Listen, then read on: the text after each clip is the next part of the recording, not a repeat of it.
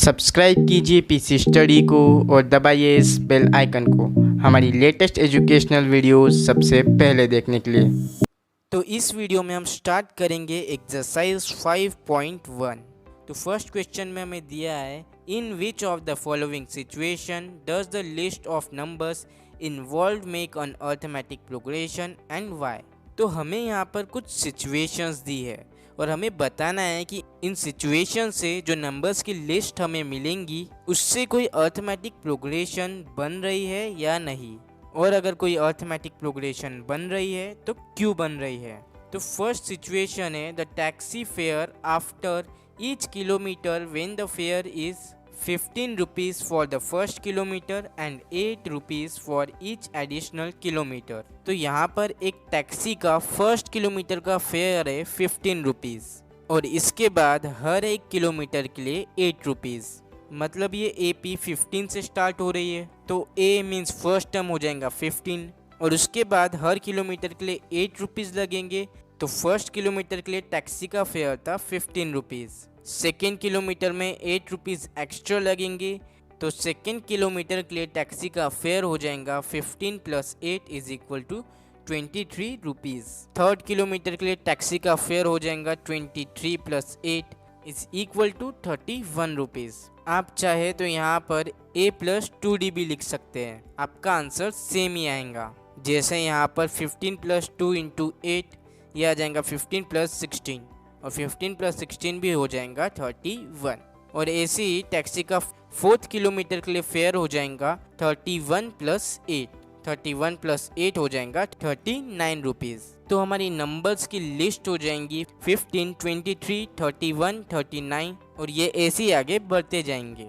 तो ये एक AP है या नहीं ये पता करने के लिए हम इसका कॉमन डिफरेंस फाइंड कर लेंगे और कॉमन डिफरेंस फाइंड करने के लिए हम इसके सेकेंड टर्म में से इसके फर्स्ट टर्म को सब्ट्रैक्ट कर लेंगे। तो ये आ जाएगा 23 - 15, तो 23 - 15 आ जाएगा 8। ऐसे ही हम इसके थर्ड टर्म में से सेकेंड टर्म को सब्ट्रैक्ट कर लेंगे तो ये आ जाएगा 31 - 23 = 8। और अब हम इसके फोर्थ टर्म में से थर्ड टर्म को सब्ट्रैक्ट कर लेंगे तो ये आ जाएगा 39 - 31 और ये भी आ जाएगा 8। तो ये नंबर्स की लिस्ट एक AP फॉर्म कर रही है क्योंकि इसका कॉमन डिफरेंस सेम है, मतलब ये नंबर्स की लिस्ट 8 से इंक्रीज हो रही है और इसीलिए ये एक AP होंगी।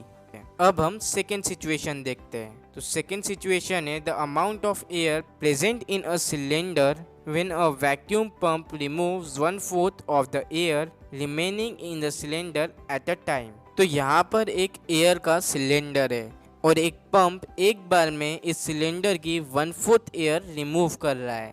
तो हमें यहाँ पर सिलेंडर का वॉल्यूम तो दिया नहीं है कि इसमें कितनी एयर आएंगी, तो हम लेट कर लेंगे कि इस सिलेंडर का वॉल्यूम है 64 लीटर्स, मतलब इस सिलेंडर के अंदर 64 लीटर एयर है और हर बार में ये पंप 1/4 रिमूव कर रहा है तो हम इसे 1/4 से मल्टीप्लाई कर लेंगे तो ये आ जाएगा 64 × 1/4। तो 64 × 1/4 हो जाएगा 16, तो 64 - 16 हो जाएगा 48। तो यहाँ पर डिफरेंस है 48। सेकेंड टाइम में हम 48 को 1/4 से मल्टीप्लाई कर लेंगे तो ये आ जाएगा 12, तो 48 - 12 हो जाएगा 36।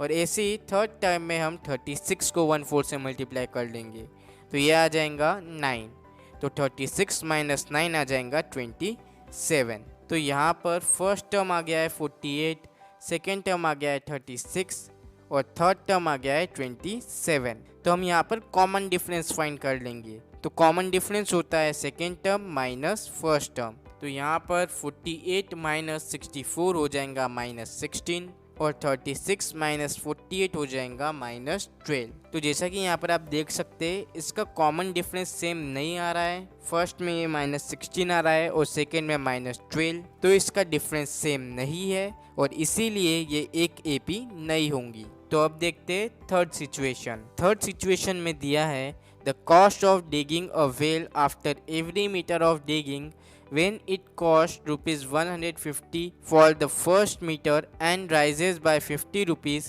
for each subsequent meter। तो यहाँ पर एक कुआं खोदा जा रहा है तो इस कुएं को खोदने के लिए फर्स्ट मीटर के 150 रुपीज़ लगते हैं और फिर इसके बाद हर एक मीटर के लिए 50 रुपीज़।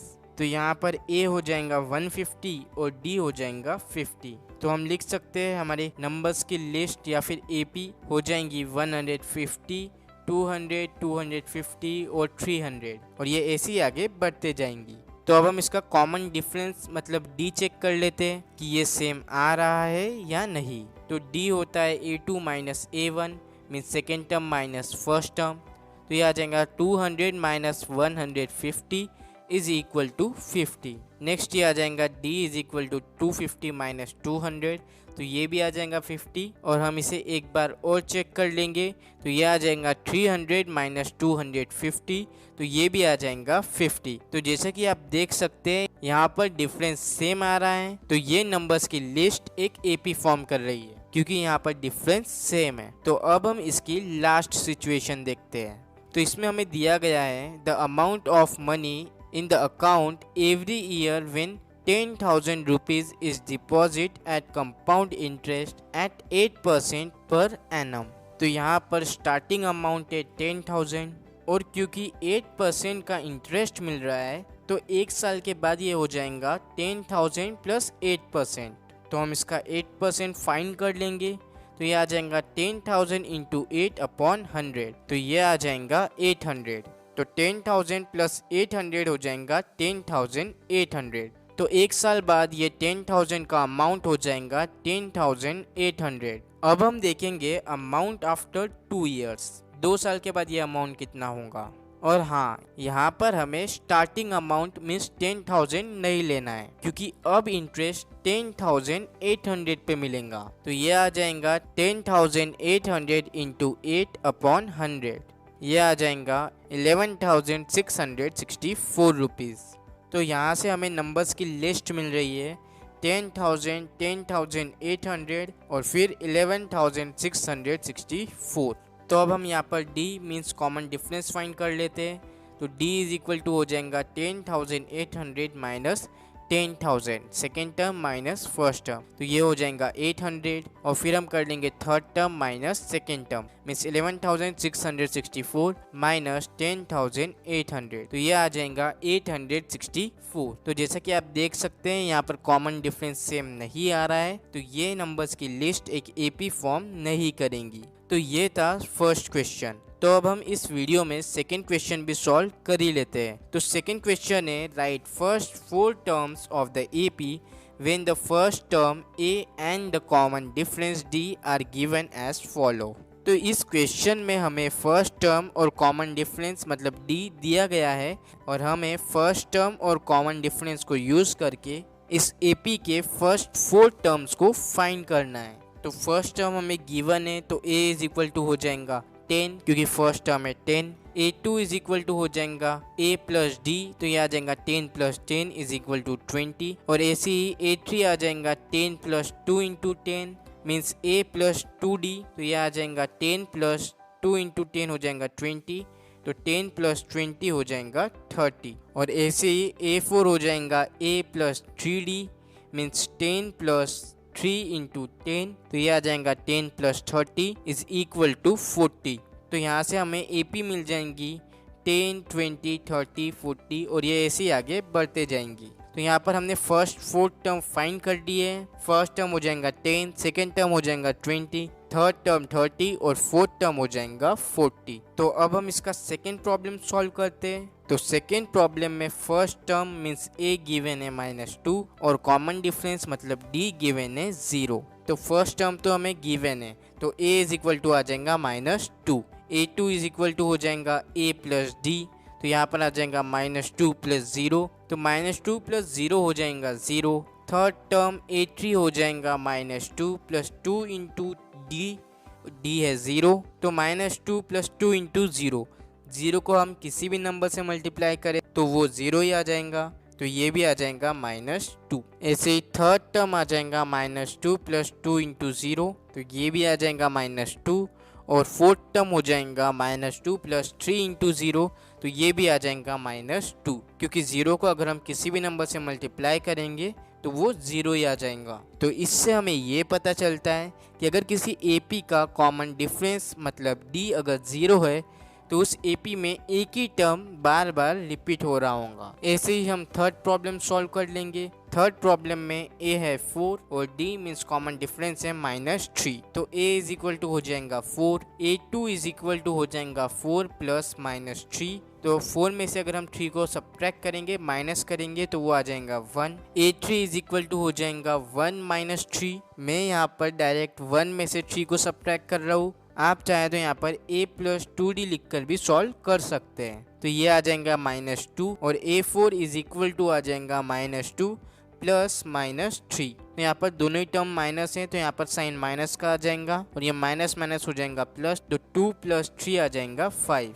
तो इसका फोर्थ टर्म आ जाएगा -5 और AP हो जाएंगी 4, 1, -2 और -5 और ऐसे ये इन्फिनाइटली आगे बढ़ते जाएंगी। फोर्थ प्रॉब्लम में फर्स्ट टर्म है -1 और कॉमन डिफरेंस है 1/2। तो A तो एज इट इज आ जाएगा -1। A2 इज इक्वल टू हो जाएगा -1 प्लस 1/2। तो यहाँ पर 1 के डिनोमिनेटर में कुछ भी नहीं है तो यहाँ पर आ जाएगा 1 और यहाँ पर हम 2 का एलसीएम ले लेंगे तो हम इसके न्यूमरेटर को भी 2 से मल्टीप्लाई कर लेंगे तो ये आ जाएगा -2 प्लस 1/2। तो यहाँ पर हम 1 में से 2 को सब्ट्रैक्ट करेंगे तो यहाँ पर आ जाएगा -1 और डिनोमिनेटर में 2 एज इट इज। ऐसे ही A3 इज इक्वल टू आ जाएगा -1/2 प्लस 1/2। तो यहाँ पर डिनोमिनेटर सेम है तो -1 प्लस 1 इज इक्वल टू आ जाएगा 0/2 और 0/2 आ जाएगा 0। और A4 हो जाएगा A4 is equal to 0 plus 1/2।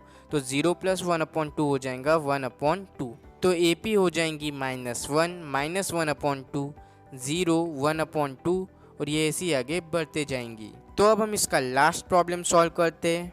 Last problem में हमें फर्स्ट टर्म दी है -1.25 और कॉमन डिफरेंस दिया है 0.25। तो फर्स्ट टर्म मीन्स A को तो हम एज इट इज लिख लेंगे -1.25।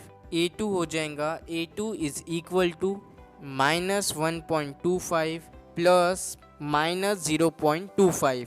तो यहाँ पर प्लस माइनस माइनस ही हो जाएगा तो यहाँ पर मैंने लिख लिया है -0.25।